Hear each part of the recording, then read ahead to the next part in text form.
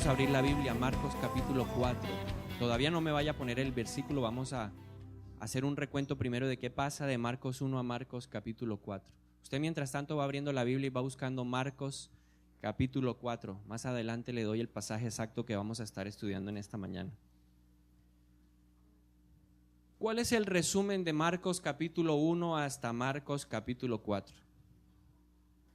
Marcos empieza hablándonos de Juan el Bautista y de la labor específica que Juan vino a cumplir, que era la de proclamar, abrir el camino para el que habría de venir. Y dice la palabra de Dios en Marcos capítulo 1 que Jesús llegó a donde Juan estaba bautizando. ¿Y cuál era el propósito de Jesús al llegar a donde todos se bautizaban? Porque el bautismo de Juan es específico, el bautismo de Juan era una señal de arrepentimiento. Y Jesús no tenía nada de qué arrepentirse. La palabra de Dios dice que Jesús era un hombre sin pecado. Siendo hombre como nosotros, era un hombre perfecto. Vino con la autoridad para vencer el pecado.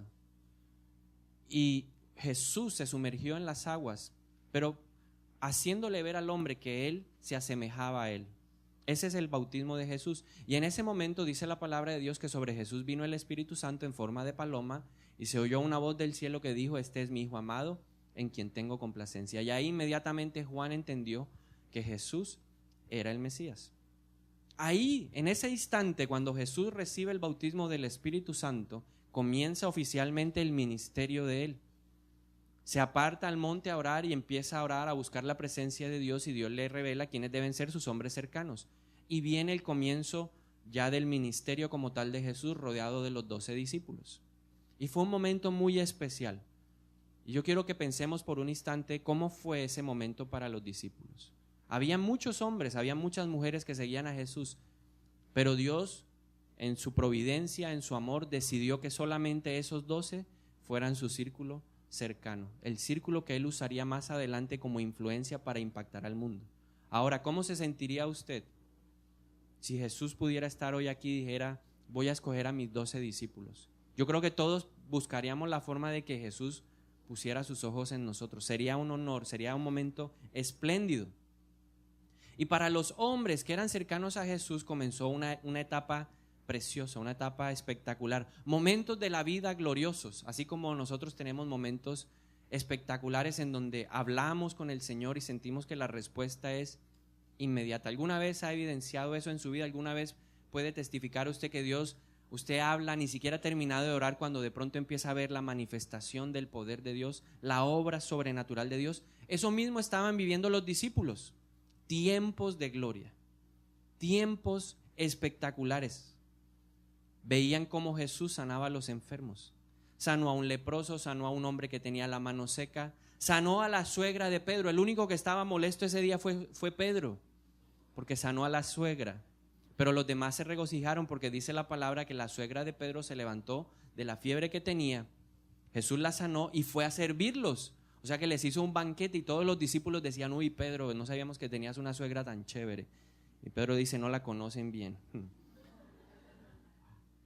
Pero ellos empezaron a disfrutar tiempos de mucha relación, de mucha bendición, y pudieron evidenciar en sus propias vidas lo que Jesús dijo, ¿no? Yo vine para que tuvieran una vida, y una vida en abundancia. Ellos veían todo lo bueno.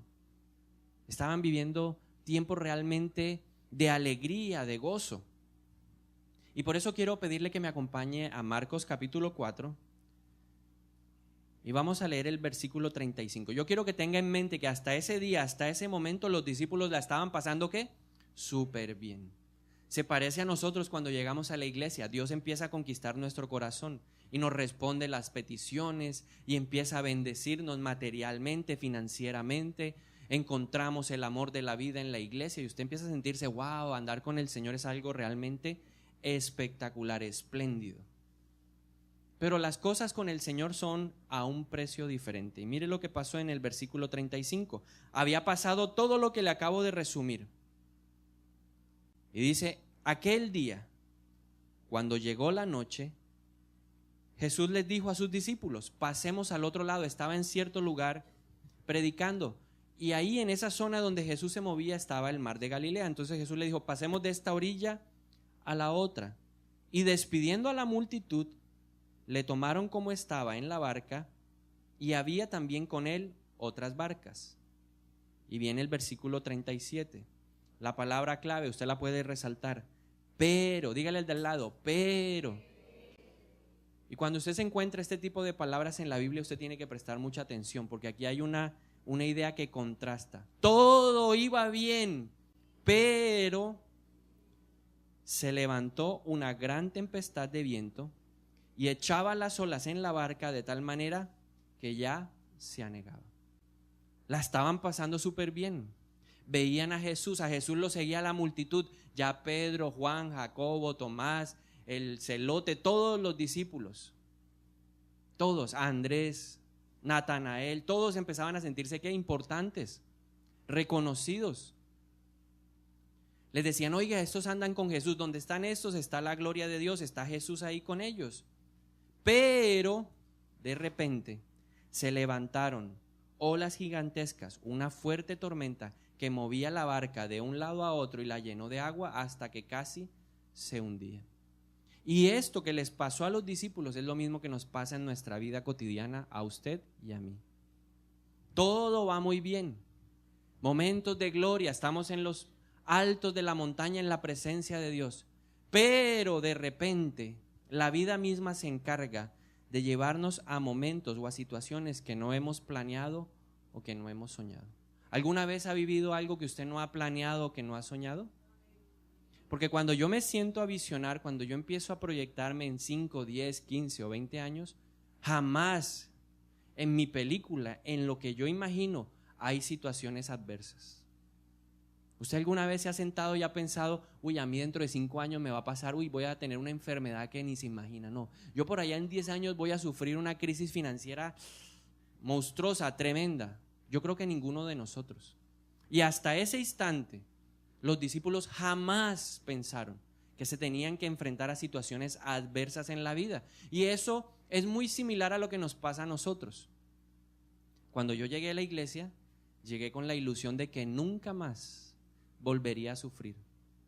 Porque nos hablan de que Jesús viene a traer una vida en abundancia, y es cierto.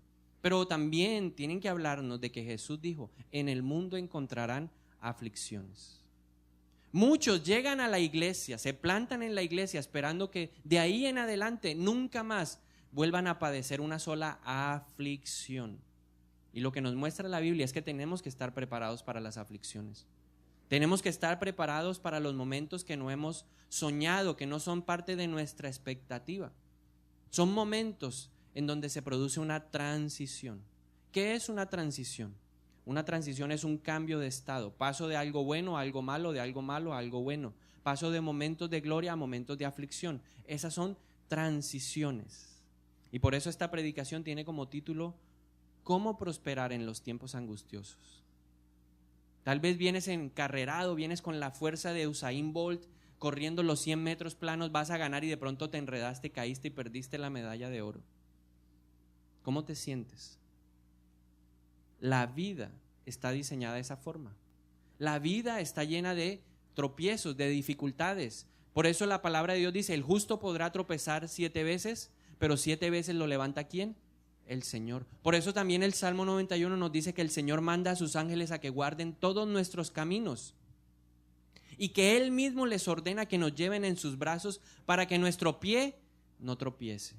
Muchas veces tropezamos, o yo creo que la gran mayoría de veces tropezamos por decisiones propias, porque tomamos el camino del hombre. La Biblia dice que los caminos del hombre le parecen buenos, al hombre le parecen buenos, pero muchas veces su fin es la muerte, mientras que los caminos de Dios son los caminos que realmente prosperan. Pero también hay momentos en la vida en donde los caminos que escogemos son los caminos de Dios, pero esos caminos son estrechos, son angostos, son pedregosos. Así era la ruta del pueblo de Israel cuando iba a llegar a Jerusalén. Venían del norte, bajaban, descendían por toda la ribera del río Jordán. Pero antes de llegar a Jerusalén, que estaba en una montaña, tenían que subir ¿qué? Caminos difíciles. Los caminos de Dios son caminos angostos. La puerta es estrecha. Y por eso Jesús nos advirtió y dijo, oiga, no se extrañen de que ustedes tengan que pasar momentos difíciles en la vida. Ahora la pregunta es, ¿estamos preparados para pasar los momentos difíciles? ¿Estás listo para transitar esos cambios bruscos de la vida? Porque Dios, a través de esos cambios, de esas transiciones, tiene un propósito. ¿Cuál es el propósito de Dios? ¿Será que Dios quiere verte llorar? ¿Será que Dios tiene el propósito de verte sufrir? ¿Será que Dios es masoquista? ¿Será que Dios es un Dios de esos que se sienta en el trono y empieza a burlarse de la gente? De ninguna manera. Dios permite muchas cosas en nuestra vida, aún dolorosas, porque Él necesita que nosotros maduremos, que nosotros crezcamos, que nosotros seamos la imagen de su Hijo Jesús. ¿En dónde? En la tierra. Dios necesita probar y fortalecer nuestra fe. Por eso la pregunta es, ¿cómo enfrentas tú las transiciones? Hay 3 tipos de personas en una iglesia. Por eso es bueno que usted ahora de esas 3 identifique cuál de esos es usted. En primer lugar, está el grupo de personas que cuando están en los valles, en los momentos difíciles, cuando la situación es adversa, está el primer grupo de personas que empiezan a buscar a Dios. Yo creo que la gran mayoría de nosotros, la primera experiencia que tuvo con Dios es a través de los valles, de las dificultades. Llegamos ¿qué? Con problemas financieros, llegamos con problemas emocionales, llegamos con enfermedades, llegamos con situaciones difíciles, un hijo en rebeldía, un matrimonio a punto de separarse, sin trabajo, sin esperanza, sin expectativa. Muchos de nosotros hemos llegado a través de eso y empezamos a humillarnos y a buscar a Dios. Ese es el primer grupo de personas. Tienen un problema, una necesidad, una dificultad y empiezan a buscar a Dios. Dios utiliza el dolor, Dios utiliza las heridas para llamar la atención y la gente empieza a buscarlo. No faltan a una sola oración. Dígale de lado, no te he visto en la oración. Ayunan.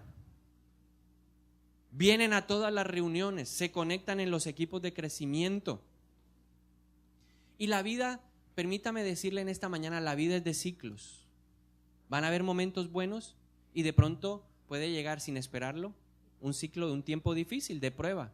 Pero luego nuevamente cuando nosotros maduramos y pasamos el desierto van a venir ciclos de bendición. Lo único que yo espero es que su ciclo no sea repetitivo, que hace un año tenía un problema de enfermedad y hoy esté en el mismo ciclo. Porque Dios quiere que nosotros maduremos y a través de las adversidades, créame que es el momento en donde más escuchamos la voz de Dios. Y ese primer grupo de personas durante la aflicción, durante los tiempos dolorosos, buscan por completo a Dios. Pero cuando pasan el desierto y viene el ciclo de la bendición, la transición de la bendición, se olvidan por completo de Dios. Conozco cientos de personas.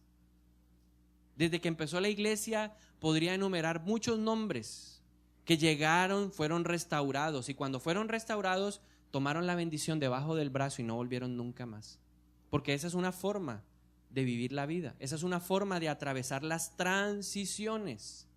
Pero yo me hago una pregunta. ¿Dónde estarán hoy? Porque le aseguro que las aflicciones vendrán, porque dice la Biblia que las aflicciones del tiempo presente. ¿Cómo estarán hoy? ¿Dónde estarán hoy? ¿Quién los estará ayudando? Yo lo único que oro es para que el Señor tenga misericordia y ellos se hayan podido conectar en cualquier iglesia con el Señor. Pero son personas que un día se olvidaron de Dios. Así que en las transiciones usted puede ser de los que buscó en la dificultad, en la aflicción, pero luego se olvidó de Dios. Ahora hay un segundo grupo de personas que durante las dificultades reaccionan de una manera diferente. Cuando están en los altos, cuando están en la montaña, cuando están disfrutando de las bendiciones, vienen a la iglesia, vienen a la oración, ayunan y le dan gracias a Dios y levantan las manos con mucho regocijo porque están viendo la mano poderosa del Señor. Y usted los ve y dicen con energía y con emoción, el brazo de Jehová no se ha cortado para salvar. El Señor es bueno, el Señor es misericordioso, todo lo bueno viene de Dios. Porque están viendo ¿qué? La bendición. Pero ¿qué pasa cuando sus vidas entran en el valle? Porque inevitablemente en el camino del Señor hay altos y hay bajos. Y Dios permite muchas situaciones para probar lo que hay en nuestro corazón. Y eso lo deja ver la historia del pueblo de Israel. Dios está hablando a través de Moisés. Dios le está hablando a la nueva generación de israelitas, porque la generación antigua pereció ¿en dónde? En el desierto, producto de su queja, producto de su crítica, producto de su negativa. Y Dios le estaba dando un nuevo discurso, la segunda ley al pueblo de Israel. Y les dijo, oiga, a su generación antepasada, a sus padres, los llevé al desierto. Ellos padecieron, ellos murieron en el desierto y ustedes estuvieron allí cerca de 40 años. ¿Y cuál era la intención de estar 40 años en el desierto? Probar lo que había en tu corazón. Entonces hay personas que están en los momentos buenos, altos, pero va a llegar el momento en donde Dios va a probar lo que hay en tu corazón. Dios va a ver lo que hay en tu corazón. Porque recuerde lo que dice la palabra, Dios se lo dijo al profeta Samuel, a mí no me interesa la apariencia. Tal vez tú lo ves alto, fornido, tú lo ves simpático, pero a mí no me interesa eso. Yo me enfoco en el corazón. Y por eso Salomón escribió en Proverbios capítulo 4, versículo 23, sobre toda cosa guardada, guarda tu corazón, porque del corazón es que emana la vida.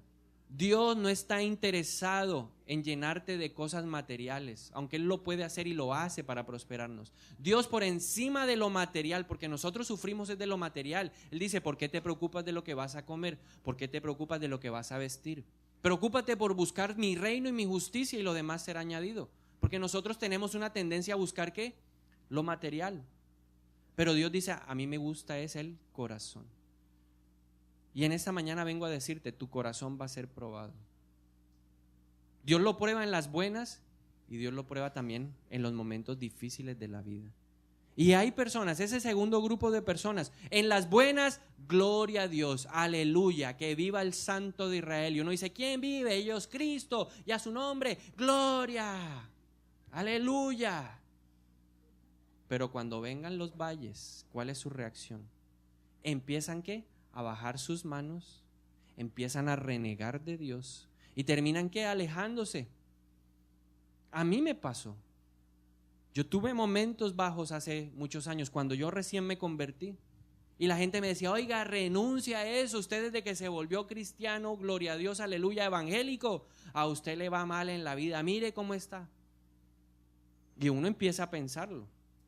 Pero el Señor en ese momento me dijo, los que perseveran alcanzarán el galardón.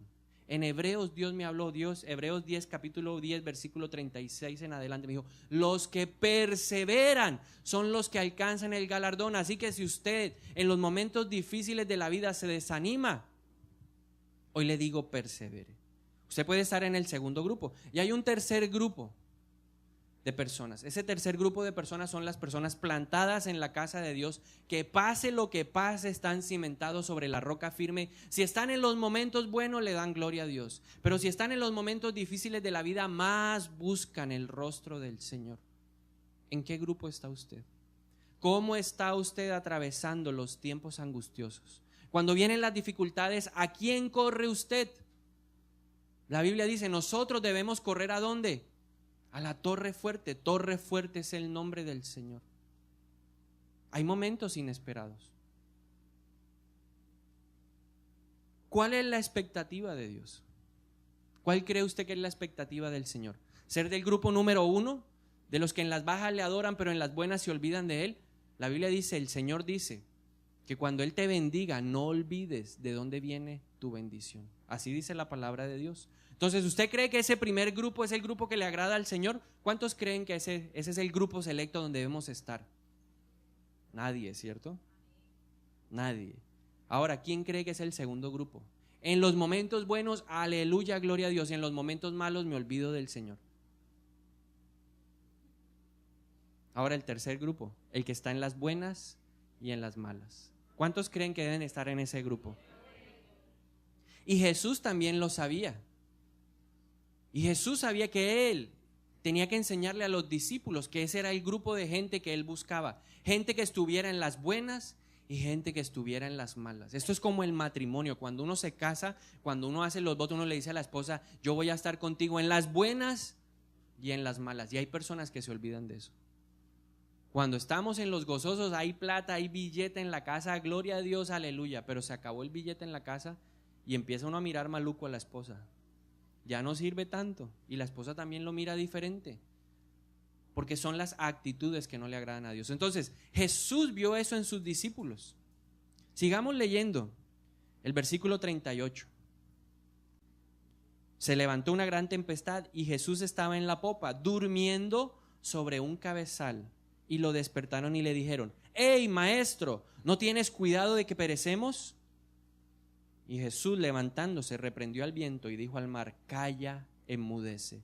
Y cesó el viento y se hizo grande bonanza, o se hizo una gran calma. Todo quedó en remanso de paz. Pero miren lo que les dijo en el capítulo 4, versículo 40. Miren lo que les dijo a los discípulos: ¿por qué tienen tanto miedo? ¿Cómo es que no tienen fe? Les estaba diciendo eso. Oiga, cuando estábamos en las buenas, ahí sí creían en mí. Pero ahora que vemos que las olas son grandes, que la lluvia es torrencial, que los vientos son fuertes, ahí sí no tienen fe.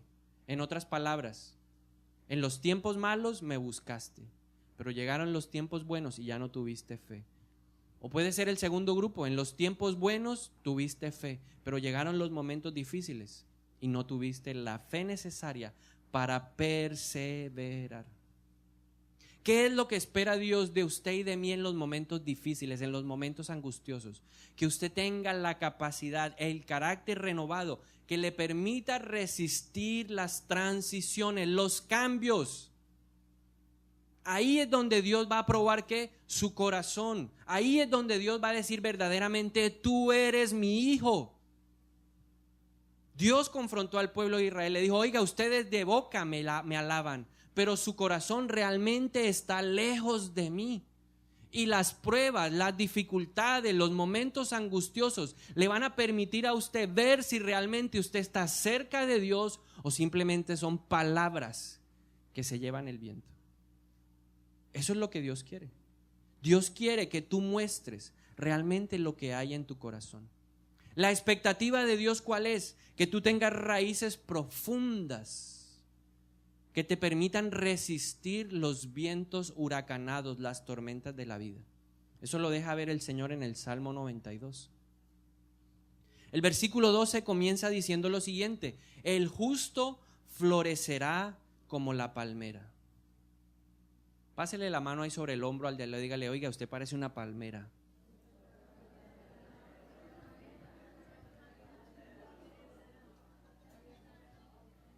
Alcancé a oír a unos por allá atrás diciendo: hoy tienes cara de coco. No, tienes cara de palmera. Tienes cuerpo de palmera. Dice: el justo florecerá como la palmera. Dígalo conmigo: el justo florecerá como la palmera. Crecerá como cedro en el Líbano. ¿En dónde? Plantados en la casa de Jehová. En los atrios de nuestro Dios florecerán. Aún en la vejez fructificarán, estarán vigorosos y verdes, para anunciar que Jehová, mi fortaleza, es recto y que en él no hay injusticia. ¿Cuál es la expectativa de Dios? Que usted esté plantado en la casa del Señor. Esta es una palabra que utilizamos mucho en la iglesia, pero es bueno explicarla. Plantado significa tener raíces profundas. Hace poco, recién me mudé yo a la casa donde vivimos, plantamos una palmera. Ya venía un poquito desarrollada, pero en estos 5 años que llevamos en ese lugar, esa palmera creció de una forma preciosa. Pero hace poco estaba caminando y me di cuenta que ya me estaba haciendo cierto daño. Me estaba rompiendo los pisos. Y decidí sacarla. Y cuando la sacamos, encontré cosas interesantes que quiero compartirle a usted. ¿Por qué el Señor nos compara con una palmera? Dice: el justo florecerá como las palmeras. En primer lugar, hay que entender que la palmera tiene en sus raíces un ciclo completamente distinto a de un árbol tradicional. Un árbol tradicional, si usted lo pudiera extraer de la tierra, usted vería que cerca del tronco las raíces son completamente fuertes, robustas. Pero en la medida que las raíces se alejan del tronco, las raíces se hacen cada vez más débiles, más pequeñas. La palmera no. Cuando el jardinero sacó la palmera, porque yo le dije: me la salva porque me la voy a llevar para la iglesia, ya la voy a sembrar. Cuando él la sacó, lo que yo pude ver es que las raíces de la palmera son completamente inversas a la de un árbol tradicional. Las raíces de la palmera, entre más lejos del tronco, son más fuertes, son más anchas, y eso tiene un propósito. Las palmeras son el tipo de árbol que usted puede sembrar en cualquier parte. Si usted le echa poca agua, a ella no le importa. Si hay poco viento, a ella no le importa. Si la temperatura es alta, tampoco le importa. Porque Dios diseñó a la palmera para resistir estas adversidades. Su raíz es tan fuerte que ella empieza a pasar las capas de tierra difíciles donde no hay agua, donde otro árbol que usted siembre moriría, ellas pueden vivir. Y la raíz empieza a buscar los manantiales profundos.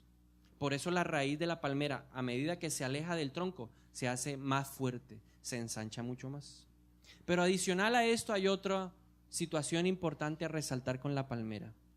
Cualquier árbol, y hace 8 días el pastor Ordóñez lo explicó, él habló del árbol del olivo.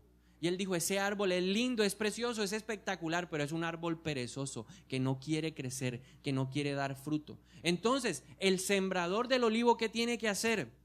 Ir a cortarlo, y le cortan las ramas principales. Y sobre ese injertan, ¿qué? El olivo silvestre, que ese sí crece donde sea. Pero le hace cortes profundos, porque un árbol en la superficialidad de su tronco no tiene vida. Por eso hay que cortarlo, por eso hay que herirlo de una manera profunda, lo que no pasa con la palmera. ¿Usted alguna vez se ha preguntado por qué una palmera resiste los suestes? ¿Por qué una palmera resiste los huracanes? Porque esta es la época de los huracanes y pronto vamos a empezar a ver en las noticias. Huracán en Estados Unidos, huracán en las Islas Caimán, huracán en las islas de Cuba, Bahamas, todo eso, Jamaica. Y usted ve las escenas en televisión y lo único que usted ve es a las pobres palmeras moviéndose de un lado a otro. ¿Por qué tienen la capacidad de resistir las fuertes brisas de un huracán? ¿Por qué aguanta hasta 180 kilómetros por hora de fuerza contraria? Porque tiene vida en la superficie de su tronco. Por eso la palmera es flexible. ¿Usted la ha visto alguna vez? El año pasado, para esta época, aquí pasaron unos suestes o unos vendavales tremendos. Y eran como las 3 de la mañana y cayó un rayo ahí que me levantó. Y yo subí la cortina y empecé a ver por la ventana. Y lo único que veía era como los árboles gigantes se movían.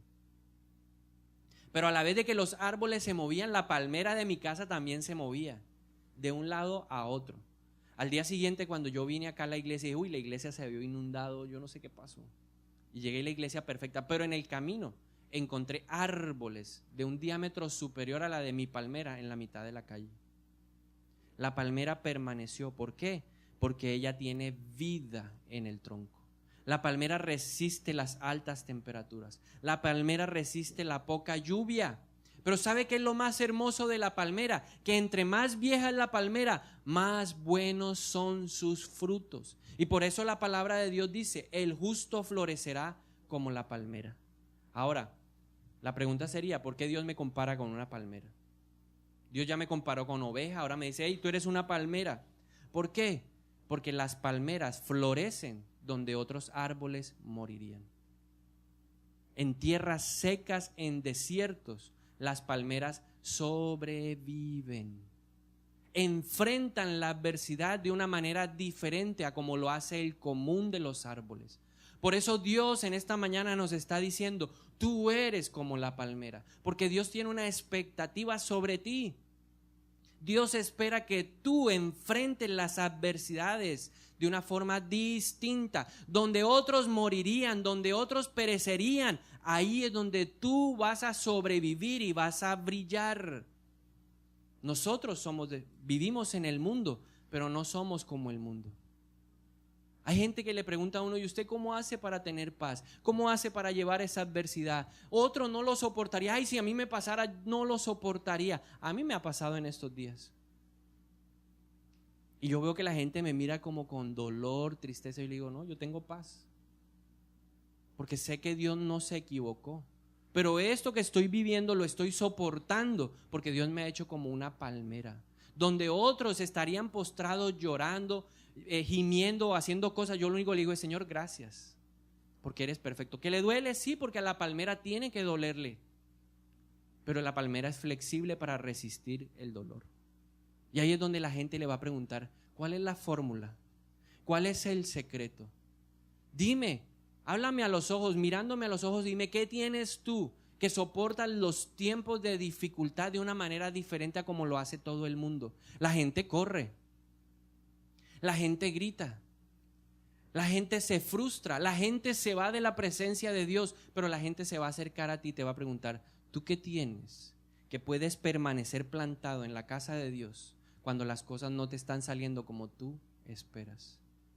Y Dios tiene un propósito para esto. En el versículo 15 del Salmo 92 dice, para que tú anuncies que el Señor, mi fortaleza, es recto. ¿Cuál es la mejor forma para que una persona conozca de Cristo? Hablarle, el Señor dice en Juan capítulo 3, versículo 16, de tal manera amó Dios al mundo, bla, bla, bla, bla, bla, y después lo ven vivir de una manera diferente.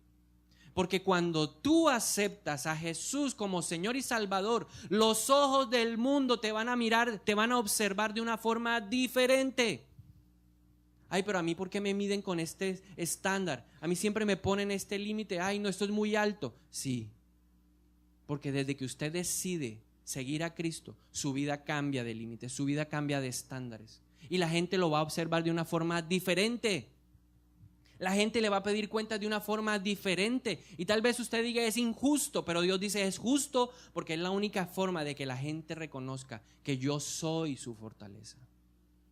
¿Usted qué quiere demostrar cuando está en la adversidad? ¿Quién es su fortaleza? ¿El dinero? ¿La familia? ¿La fama? ¿El honor? ¿O usted quiere verdaderamente decir, mire, yo estoy pasando las situaciones más adversas, pero Jehová es mi fortaleza y Él es recto y en Él no hay injusticia? Lo que usted está viviendo, usted lo puede soportar. Dígale al de al lado, tú lo puedes soportar. Porque Dios necesita machacar ese olivo para que dé un aceite bueno, para que dé un fruto espléndido, para que sea apetecible a las personas. Así que si usted está viviendo un momento angustioso, Dios dice, la carga que yo te doy la puedes llevar. Eso es lo que me ha fortalecido a mí, yo la puedo llevar. Yo la puedo llevar. Si Dios me lo ha permitido vivir es porque es bueno y era necesario en mi vida. Y yo declaro que Jehová sí es mi fortaleza. A Él busco en los tiempos de angustia. A Él es al que yo persigo en los momentos de dificultad, porque yo quiero buscar manantiales profundos. ¿Cuál es el propósito de Dios? Que pase lo que pase en su vida, usted esté plantado en la casa del Señor, viviendo lo que el Señor quiere para usted. Así, solamente así es que usted va a poder prosperar y conocer la verdadera bendición del Señor. Porque las bendiciones de Dios no son temporales. Las bendiciones de Dios no son parciales. Las bendiciones de Dios son completas y son eternas. Porque Dios está trabajando en su carácter y en mi carácter, no mirando la temporalidad de la vida. Dios está diciendo, yo empecé la buena obra y la voy a completar. Pase lo que pase, tenga lo que tenga que hacer, lo voy a hacer porque Dios está pensando en la eternidad. Porque Dios necesita remover cosas de nuestro carácter. Porque Dios necesita mover cosas de nuestra vida que estorban en el crecimiento espiritual que Él espera para que su reino se extienda. Debemos entender que el propósito de Dios es que nadie se pierda en la faz de la tierra. El propósito de Dios en esta ciudad es que todos en Montería lo conozcan, pero no que conozcan el cristianismo al que estamos acostumbrados de cada 8 días en la iglesia, gloria a Dios y aleluya, y de lunes a sábado vivimos una vida que no es en santidad. Dios quiere que en tu casa conozcan, pero a través del testimonio de tu propia vida. Dios quiere que en el trabajo la gente diga, oiga, qué rico ser cristiano, porque en los tiempos de dificultad, esta gente en los tiempos de tormenta, cuando la barca se estaba inundada, buscaron a Dios y Dios le dio paz. La paz que no te puede dar el mundo, el regalo que no te puede dar el trabajo, el dinero, el novio, la novia, el esposo o la esposa. Solo Dios te puede dar esa paz. Y esa es la paz que el mundo está buscando. Pero solamente se va a reflejar a través de una vida en santidad, plantados en la casa de Dios, llevando el testimonio que Dios espera, porque ahí en los tiempos angustiosos es que se va a demostrar la clase de fe que yo tengo. En los tiempos buenos cualquiera levanta las manos, hasta los impíos reconocen, oiga, sí, Dios es bueno, qué chévere. Ahora, ¿qué tengo que hacer yo para fortalecer entonces mis raíces? Tal vez hoy mis raíces son como las de ese árbol alejado del tronco, finitas, pequeñitas. ¿Qué debo hacer yo? para que mis raíces sean fuertes y pasen la tierra hasta que lleguen a los manantiales y pueda estar ahí firme en la casa del Señor. ¿Qué tengo que hacer yo? Y para esto, la mejor forma de hacerlo es explicando la historia del pueblo de Israel. El pueblo de Israel nació de nada. Dios llamó a Abraham y le dijo: oye, voy a hacer de ti una nación grande y poderosa. Y Abraham seguramente miraba: ¿y de mí? Sí, el Señor le dijo: mira las estrellas del cielo. Así será tu generación. Así serán tus generaciones, así serán tus herederos. Y de Abraham empezó una nueva simiente con un propósito: que el mundo entero conociera de Dios a través de ellos. El pueblo de Israel, Dios le habla a Abraham y le dice: oye, pero esa nación estará cautiva en Egipto 430 años.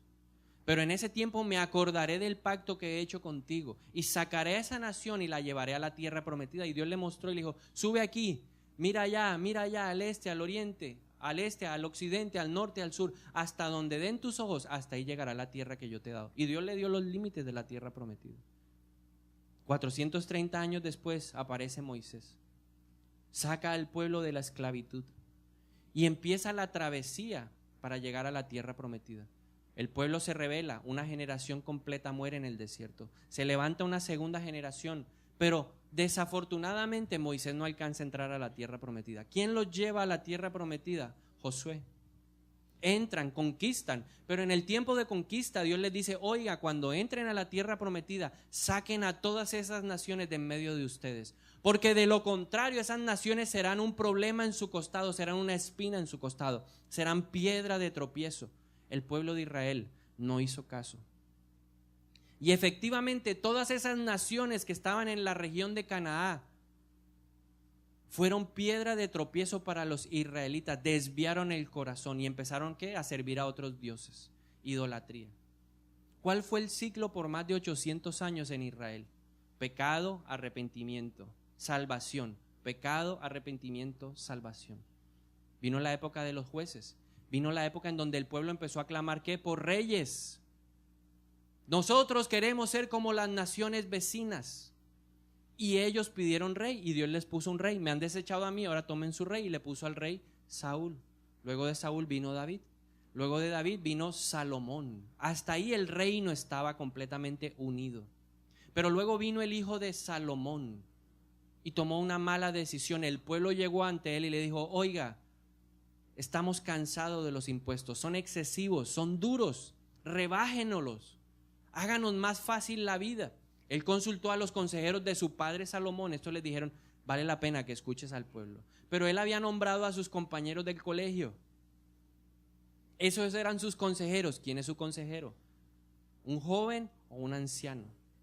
Y los jóvenes le dijeron: apriétalos, más duro, más carga. Y cuando el pueblo vino a verlo a los 3 días, él les dijo: si mi papá fue severo, yo seré aún más severo.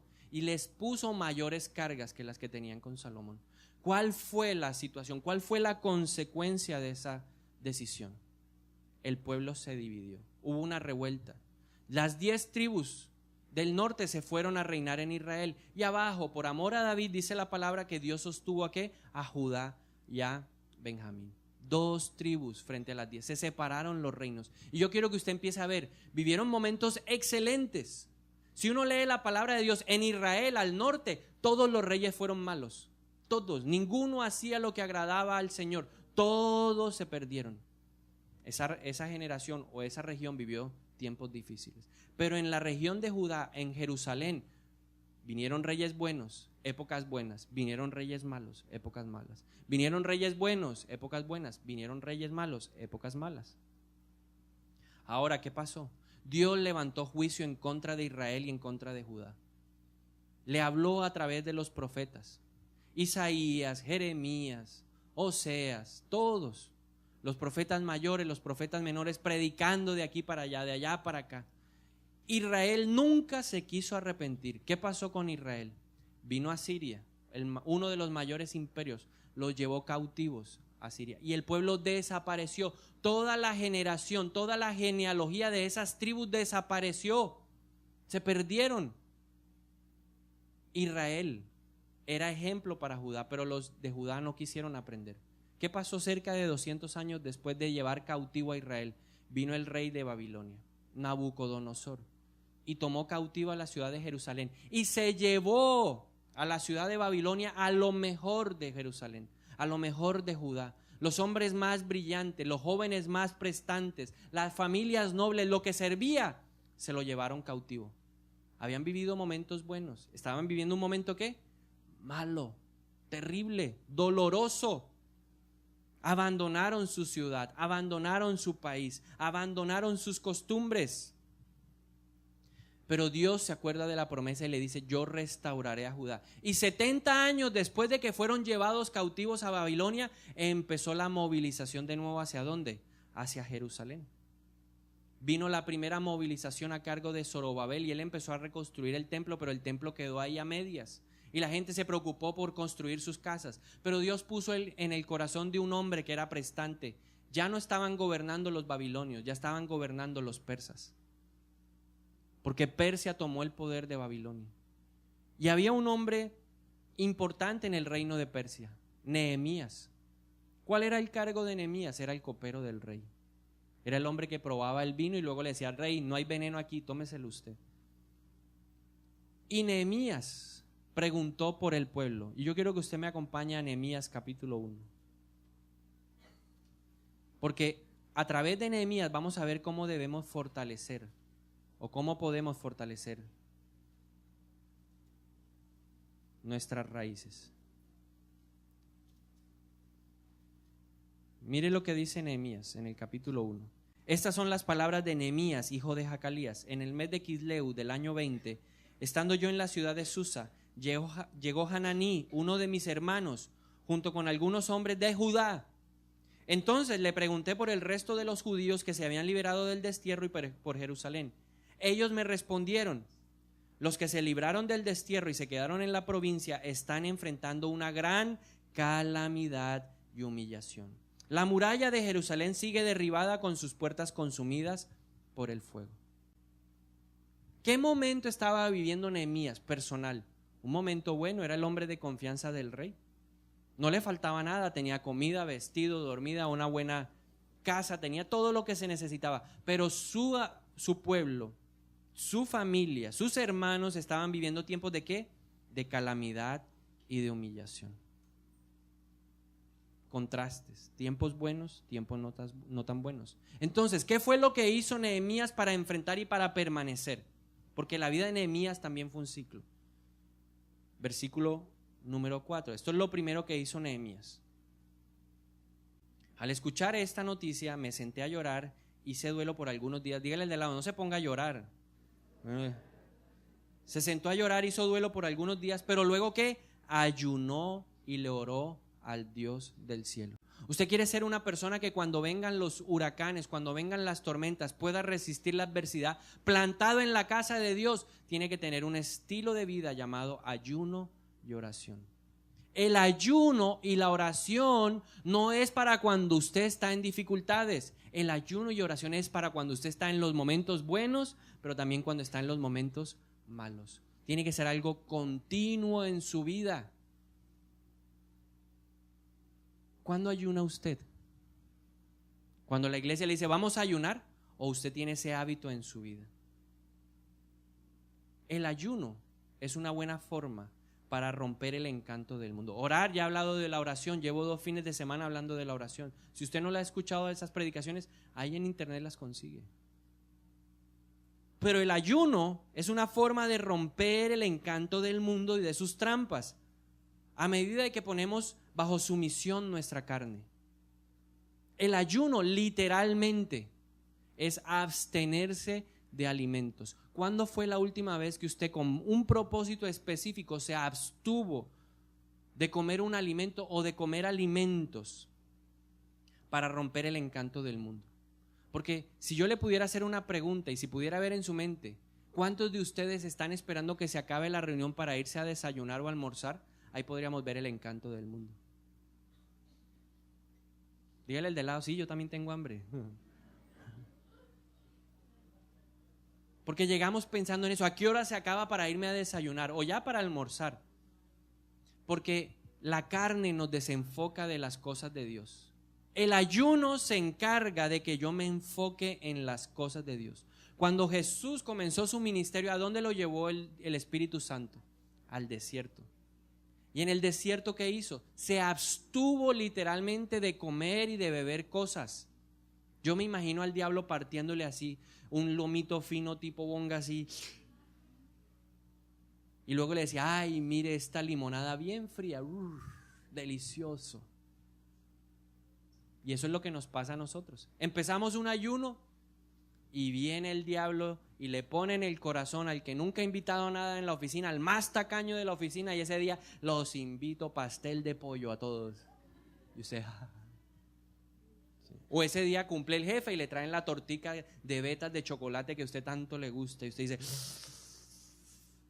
Pero el ayuno es una disciplina que nos ayuda a romper el encanto del mundo. ¿Qué hizo Nehemías para poder permanecer plantado, para ensanchar sus raíces? Ayuno y oración. Pero no fue algo temporal, era un estilo de vida, y ahora más adelante lo vamos a ver por qué. Nehemías capítulo 9, versículo 1. ¿Qué pasó? Nehemías llegó con un propósito, reconstruir el muro. Lo hizo en 52 días. Nehemías estaba con el sacerdote Esdras. Y cuando se reunieron con todo el pueblo, empezaron a leer la ley de Dios, y mire lo que pasó en el versículo 1 de Nehemías 9. El día 24 del mismo mes se reunieron los hijos de Israel en ayuno. ¿En qué se reunieron? En ayuno. Estaban viviendo tiempos ¿qué? Buenísimos, porque habían terminado el proyecto al cual había venido Nehemías, la reconstrucción del muro. Estaban viviendo momentos ¿qué? Buenos. ¿Dónde empezaron? En un momento de adversidad. ¿Y qué fue lo que hizo Nehemías en el momento de adversidad? Ayuno y oración. Pero en el momento del triunfo, cuando la gente sabe cuál fue el resultado de la reconstrucción del muro, los que estaban en el destierro dijeron, uy, volvamos allá, que eso se puso bueno, ya ahora sí la cosa empieza a pintar chévere, ya vino el desarrollo, ya montaron las empresas, ahora sí hay trabajo, ahora sí hay bendición, y empezó la gente a llegar. Y Nehemías les dijo, hey, un momentico, ustedes tienen que aprender un principio de la vida. El principio espiritual es el siguiente: en los momentos malos, busca el rostro del Señor a través de la oración y del ayuno. Pero ahora que estás viviendo los momentos buenos, también busca el rostro del Señor a través de ¿qué? Del ayuno y de la oración. Eso les enseñó. Así que si tú quieres prosperar en tiempos angustiosos, lo primero que tienes que hacer es convertirte en una persona que tiene dos disciplinas fundamentales: ayuno y oración. No esperes a que la iglesia convoque el ayuno. El ayuno tiene que ser un estilo de vida, porque hay unos que solamente ayunan cuando la iglesia lo hace, y eso, ay, es que estuvo difícil este ayuno, ay, no, 21 días así, esto es muy duro. Yo solamente hice 7, pero eso fue ahí sudando la gota. Eso no sirve. En los tiempos buenos, ayuna y ora. En los tiempos malos, ayuna y ora. ¿Cuál es la expectativa de Dios? Verlo usted todos los martes y todos los jueves orando acá. Que uno de esos días usted diga, voy a ayunar todos los jueves de ahora en adelante. ¿Viene a qué? A orar, y se va a qué? Con la convicción de terminar muy bien su ayuno. Pero ahí no termina todo para fortalecer nuestras raíces. Lo segundo que usted debe hacer: el pueblo de Israel nos enseñó el segundo principio para fortalecer nuestras raíces en tiempos angustiosos. ¿Qué pasó? El pueblo de Israel reconstruyeron los muros, se encontraron con la palabra de Dios, el sacerdote Esdras la leyó, y cuando ellos escucharon la lectura de la palabra, ellos dijeron, uy, hemos pecado contra Dios. ¿En qué habían pecado? Cuando ellos fueron a conquistar la tierra de Israel la primera vez, cuando entraron al mando de Josué, ¿qué les dijo Dios a esa generación? No den a sus hijos en casamiento con las hijas de ese lugar. No den a sus hijas en casamiento con los hombres de ese lugar. Ese fue el mandato del Señor. ¿Y sabe qué dieron ellos cuando llegaron allá otra vez a Israel? Que seguían mezclados con las naciones paganas. Que no había habido una separación, que no había habido una conservación de lo que Dios quería. Y cuando ellos vieron eso, usted lo puede ver en Esdras capítulo 10, ¿cuál fue la decisión del pueblo? Dijeron, nos separamos de estas mujeres. Pero ojo, no me vaya a malinterpretar, Porque no faltará el que llegue ahora al medio de la casa. El Señor allá me habló a través del pastor, me tengo que separar de usted porque usted no es cristiana. Fuera. No le estoy diciendo eso. Hago la advertencia porque ya me pasó la otra vez. Alguien por allá con Raquel y Lea, entonces quería buscarse una Raquel. ¿Sí? Entonces, usted no va a llegar allá a patear ni a su esposo ni a su esposa. Porque ya vino la palabra de Pablo en el Nuevo Testamento. Si su esposa consiente en vivir con usted, le tocó fue doblar rodillas. Y si su esposo consiente en vivir con usted, mi amada, mi estimada dama, doble rodillas. Pablo lo dice más adelante. Esto fue algo puntual. Y ellos hicieron un pacto con el Señor. Nos vamos a separar de estas mujeres, vamos a abandonarlas, vamos a dejarlas a las mujeres y a los hombres con las que estamos mezclados. ¿Qué nos enseña esto? ¿Qué es lo aplicable a nuestra vida? Que tiene que haber una separación de aquellas cosas que no te dejan completamente consagrarte al Señor. O sea, tú puedes ayunar, tú puedes orar, puedes venir a la oración madrugadora martes, jueves y ayunas lunes, martes, miércoles, jueves, viernes, pasas ayunando. Puedes pasar todo el tiempo haciendo esto, pero si no dejas las cosas que no te dejan concentrarte en el Señor, no va a pasar nada en tu vida. Ejemplo de esto, el televisor. Yo ayuno en la mañana y entonces al mediodía levanto el ayuno, pero en la noche llego y me empaco 7 horas de televisión, noticiero, El Desafío, quién manda a quién, yo no sé, todas las telenovelas que usted se ve. El amo de casa, y entonces estaba como el televisor tiene 2 pantallas, entonces ponen en el otro lado Caracol y luego se ven los Caínes, pero en el otro lado va a empezar a verse la prepago y tal. Pero eso sí, a las 5 de la mañana, aleluya. ¿Qué le dijo Dios a Josué en Josué capítulo 1? Le dijo, hey Josué, ¿tú quieres ser prosperado? ¿Tú quieres vivir una vida en victoria? Y Josué le dijo, amén. Yo sí quiero la vida próspera. Y él le dijo, medita en la ley del Señor de día y en la noche dedícate a ver Caracol y RCN. Eso le dijo. Porque eso es lo que muchos creen en la iglesia. Para que puedas vivir en tiempos angustiosos y resistir las tormentas, tiene que haber consagración a Dios. Eliminar los obstáculos. Y para muchos de nosotros el televisor es el mayor obstáculo. Para otros el mayor obstáculo son los deportes. Ay, hoy juega la selección Colombia, hoy no voy a la iglesia. Y yo le decía, Señor, aleluya, santo, gracias, porque ahora los partidos son los viernes y los martes, no hay forma que no venga. Porque así ha pasado. Se convierte que en un obstáculo. Los deportes se convierten en un obstáculo. Juega el sábado en la mañana 3 partidos, juega el domingo en la mañana 3 partidos, en la noche se juega 2. El fin de semana nadie lo vio. En su casa nadie lo conoce. El Señor dice, ¿quién es usted? ¿Por qué? Porque usted no está consagrándose al Señor. ¿Qué tal el computador? Hay unos que llegan del trabajo, no tengo que seguir trabajando, esto está muy duro. 11, 12 de la noche. ¿Dónde estuvo el tiempo para intimar con el Señor? ¿Tú quieres resistir en los momentos difíciles? ¿Tú quieres ser de aquellos que dicen, Jehová es mi fortaleza y declaro la rectitud de Él?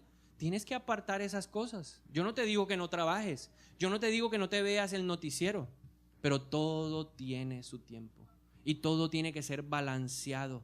Hay algunos que llegan a la casa y no hablan con nadie porque ahora lo de moda es todo el chat, WhatsApp. Le escriben al papá, hola, ¿cómo estás? Y tiene al papá al lado, bien. ¿Qué no lo deja consagrarse al Señor? ¿Su tablet? ¿Su iPod? ¿Su iPad? ¿Su iPhone? ¿Su BlackBerry Z10? ¿Qué no lo deja consagrarse al Señor? Porque son cosas sencillas. La música. Usted está abriendo su espíritu para que haya un encuentro con el Señor. Cuando usted ayuna, eso es lo que hace, doblega la carne y empieza su espíritu a crecer. Y usted después empieza a oír a Silvestre Dangond allá ahora con su metralleta y toda su cosa. ¿Qué le está permitiendo escuchar a sus oídos? Ya muchos ya tienen el DVD, ya lo vi. Ya, sí. Tiene que haber separación. Número 2, ¿quieres prosperar en tiempos angustiosos? Separación, consagración a Dios. Tiempo para Dios. Dios le dijo a Josué, ¿quieres prosperar? Medita en la ley del Señor de día y de noche. ¿Qué haces en la noche? Hay algunos que ni siquiera empiezan el día meditando la palabra de Dios. Y quieren resistir las tormentas. Y quieren resistir los huracanes. Pero mire lo interesante, ahí no acaba todo de cómo prosperar en tiempos angustiosos. Lo tercero, usted cuando ayuna y ora, su carne se vacía, se limpia por dentro y necesita que llenar de nuevas cosas su espíritu. Nehemías capítulo 9 versículo 3 nos enseñó lo siguiente de Nehemías. Dice que todo el pueblo puesto de pie en su lugar leyeron el libro de la ley del Señor su Dios la cuarta parte del día. Vamos a ver cómo está usted en matemáticas. ¿Cuántas horas tiene un día? 24. ¿Qué significa la cuarta parte? ¿Qué es 24 dividido 4? ¿Cuánto? 6. Dígale al del lado, 6 horas. Esta gente leía la Biblia 6 horas y nosotros nos dicen, oiga, hay que leer 2 capítulos. Oh, eso está muy duro. Oh, no. Ese devocional este año está, pero, Señor. Porque nos enfrentamos a la guía que pusieron en el devocional este año y hay días en donde dice 5 lecturas y le dicen a uno, uy, hoy estuvo duro esto. 5 libros. ¿Cuánto leían ellos? 6 horas. Dígale del lado, ¿cuánto lees tú? Hay unos que dicen, yo me leí el Salmo 23 esta mañana, el Señor es mi pastor. Y ahí quedé, porque ya me tocó irme a trabajar. ¿Usted quiere soportar los momentos difíciles? Tiene que leer la palabra de Dios. Y no 5 minutos, no 10 minutos, no 15 minutos. Horas meditando en ella. ¿Qué me dijo el Señor esta mañana? ¿Qué me habló el Señor? ¿Qué está fortaleciendo en mí? ¿Qué está haciendo que crezca en mí? Y en la noche vuelvo y medito en la palabra. Y vuelvo y la repaso y vuelvo, reviso. Oiga, el Señor me dijo esto hace 2 días, me dijo esto, aquello. Porque el Señor dijo, ¿quieres que te vaya bien? Medita en ella, de día y de noche. Entonces es una buena pregunta. ¿Cuánto tiempo estás leyendo la palabra de Dios? Pero perseverar en la lectura de la palabra de Dios tiene un propósito. O sea, Nehemías no le enseñó eso porque, yo quiero que lean 6 horas. No. Porque lo que nos hace resistir los momentos de tormenta, los momentos difíciles de la vida se llama la fe. Certeza de lo que esperas, la convicción de lo que uno no ve. Y la Biblia es clara cuando dice qué es la fe o cómo se fundamenta o cómo se fortalece la fe. La fe es por el oír y el oír por la palabra de Dios. ¿Sabes qué te va a ayudar a soportar los momentos difíciles de la vida? La palabra de Dios, lo que Dios te ha hablado que es para ti, la palabra rema. ¿Qué me ha ayudado a mí en mis momentos de dificultad? Revisar todas las promesas. Hoy le puedo decir, de lo que he vivido, tengo 32 promesas que el Señor me ha dado. Y cada vez que me debilito, cada vez que me entristezco, cada vez que me siento que me voy a desvanecer, vuelvo y abro la palabra de Dios. ¿Qué dice Éxodo 34:10? El Señor dijo que a través mío haría grandes obras y señales maravillosas para declarar a las naciones que me rodean que Dios es poderoso. Eso me dijo el Señor en Éxodo 34:10. ¿Qué le ha dicho el Señor a usted? ¿Cuáles son esas promesas? Y así, el Salmo 32, el Salmo 1, Isaías 41:10, Primera de Crónicas 28:20. ¿Y yo hago qué? Mi meditación. Y digo, el Señor me ha dicho esto. El mundo dice esto. Las circunstancias, la tormenta, los huracanes, la violencia de las aguas dicen esto. Pero por encima de esas circunstancias está lo que dice el Señor. Porque el cielo y la tierra pasan, pero su palabra permanece. ¿Qué te ha dicho Dios a ti? No, ¿qué me ha dicho Dios a mí? ¿Qué te dice Dios a ti? Y para eso necesitas tiempo con la palabra de Dios. Y finalmente, en cuarto lugar, ¿cómo prosperar en tiempos angustiosos? Nehemías capítulo 9 versículo 3 dice, y la cuarta parte confesaron sus pecados y adoraron a Jehová su Dios. ¿Sabe cuánto tiempo adoraban ellos a Dios? 6 horas leyendo la Biblia, 6 horas adorando. Lógicamente eran tiempos diferentes y era un momento específico. Porque si usted hace eso hoy, no trabaja. Y el que no trabaja, pues que no coma. Pero Salomón nos enseña que todo tiene un tiempo en la vida. Y tú tienes que sacar tiempo para adorar a Dios. Hoy Dios te hace una pregunta. Cuando tú vienes a adorar a la iglesia, ¿llegas puntual o llegas tarde porque tú no quieres cantar? Porque te cuesta levantar las manos. Porque ¿cuál es el sentido de aleluya? Yo no le veo nada. Tal vez usted no le vea nada. Pero esta mañana cuando orábamos, mi esposa me compartió lo siguiente, me dijo, muchos hoy adoran al papá de carne. Y el Señor nos dijo, si me adoraran a mí, ustedes verían la cantidad de regalos que tengo en mis brazos. Pero no entienden la trascendencia de adorar a Dios. Y adorar no solamente es levantar y cantar. Adorar, ¿sabe qué significaba para ellos adorar? Proclamar las verdades de Dios y creer en las promesas de Él. ¿Cree usted en las promesas de Dios? A mí me honra cuando yo hablo y la gente cree en mi palabra. Mañana le pago y no me hacen firmar una letra ni un pagaré. Me dicen, yo le creo. A mí me honra eso, que me crean. Y Dios se honra cuando usted dice, yo te creo. Tal vez veo ahora huracanes, tormentas, el agua llenándome la chalupa, la barca, la balsa, pero yo te creo. Eso es adoración. Adoración es que usted llegue a tiempo a la iglesia, que llegue puntual y usted diga, yo soy el primero que está en la línea de combate para adorar a Dios. Porque el diablo no quiere que usted y yo adoremos. El diablo no quiere que usted y yo creamos en el Señor. El diablo no quiere que usted y yo proclamemos las promesas de Dios. Él no lo quiere. Y por eso Dios dice, yo tengo aquí bendiciones, pero son para aquellos que roban mi corazón, que capturan mi corazón. ¿Cómo? A través de la adoración, con un estilo de vida que le agrada a Dios. Yo he visto en la Biblia hombres y mujeres que durante los tiempos de dificultad han buscado la presencia de Dios, valiéndose del ayuno y de la oración. Está usted en un tiempo difícil, es un buen tiempo para ayunar y orar. Y a pesar de que las circunstancias para estos hombres y estas mujeres parecían adversas, Dios siempre provee una salida. Porque Él dice, juntamente con la prueba, yo te voy a dar la salida. Y Dios es fiel a su palabra. Yo le invito a que oremos. Cerremos nuestros ojos por un instante y pensemos cómo estamos atravesando los tiempos angustiosos. ¿Qué espera Dios? Que el ayuno, la oración sean parte de tu vida.